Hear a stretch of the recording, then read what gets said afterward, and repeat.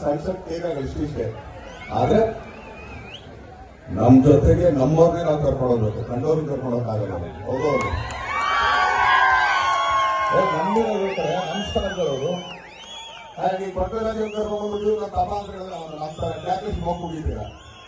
ಹೌದಲ್ಲ? ಹಾಗೆ ಇವತ್ತು ಚಿತ್ರರಂಗದಲ್ಲಿ ಮಾತಾಡಕ್ಕೆ ಇಲ್ಲ, ಸಕ್ಸಸ್ ಮೀಟ್ ಮಾತಾಡಕ್ಕೆ ನಾವು ಬಂದಿಲ್ಲ. ಎಲ್ರಿಗೂ ಮೊದಲನೇದಾಗಿ ಗಣರಾಜ್ಯೋತ್ಸವದ ಹಾರ್ದಿಕ ಹಾರ್ದಿಕ ಹಾರ್ದಿಕ ಶುಭಾಶಯಗಳು. ಇದು 25ನೇ ವರ್ಷದ್ದು, 26ನೇ ವರ್ಷದ್ದು. ಹಾಗೇನೆ ಎರಡು ಮುಖ್ಯ ಇದನ್ನ ಹೇಳ್ತೀವಿ. ಯಾಕಂದ್ರೆ ಅವತ್ತು ಬ್ರಿಟಿಷರ ಹತ್ರ ಹೋರಾಡದಂತ ಕ್ರಾಂತಿವೀರ ಸಂಗೊಳ್ಳಿ ರಾಯಣ್ಣ ಅವ್ರನ್ನ ಗಲ್ಲಿಗೇರಿಸಿದ್ದಿನ,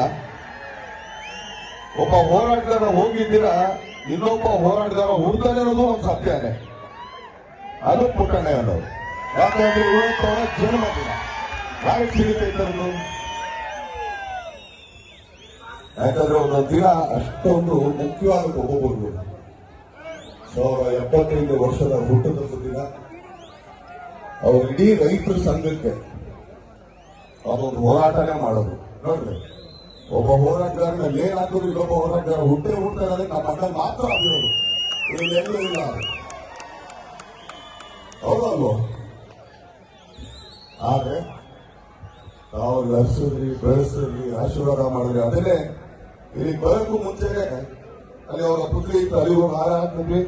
ನಾನು ದರ್ಶನರಿದ್ರು. ಅಲ್ಲಿಂದ ಅವ್ರ ಸಮಾಜ ಹತ್ರ ಬಂದಾಗ ಅಮ್ಮ ಅಂದ್ರು. ಅಲ್ಲಿ ಹೋಗಿದ ತಕ್ಷಣ ಒಂದೇ ಮಾತಾಡಿದ್ರು. ಯಾಕಂದ್ರೆ ತಾಯಿ ಸ್ಥಾನದಲ್ಲಿ ಇದ್ದವ್ರ ಮಕ್ಕಳಿಗೆ ಆಶೀರ್ವಾದ ಮಾಡೋದೇನೆ ಅಂತ. ನಮ್ಮ ಯಜಮಾನ್ರು ಆಕ್ಚುಲಿ 34-35 ವರ್ಷ ಮಾಡಿದ್ದ, ನೀನ್ 3 ಗಂಟೆಗೆ ತೋರಿಸ್ಬಿಟ್ಟಲ್ಲ ದರ್ಶನ್, ಏನೇ ಆಯ್ತು ಅಂತ ಅಂದ್ಬಿಟ್ಟು. ಸಾಕಲ್ಲ, ಇದಕ್ಕಿಂತ ಆಶೀರ್ವಾದ ಬೇಕಾ ನಮ್ಗೆ? ಇದಕ್ಕಿಂತ ಬೇಕಾ ಹೇಳಿ?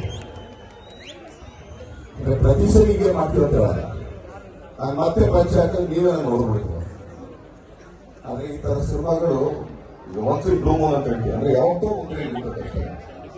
ಆದ್ರೆ ಪ್ರತಿ ಸಿನಿಮಾ ಪ್ರಯತ್ನ ಪಡ್ತಾನೆ ಇರ್ತೀವಿ. ಆದ್ರೆ ನೋಡ್ರಿ, ಇವತ್ತು ಹಿಂಗೆ ಎಲ್ಲಾನು ಕೂಡು ಬರುತ್ತೆ ಕಾಲ ಅನ್ನೋದಕ್ಕೆ.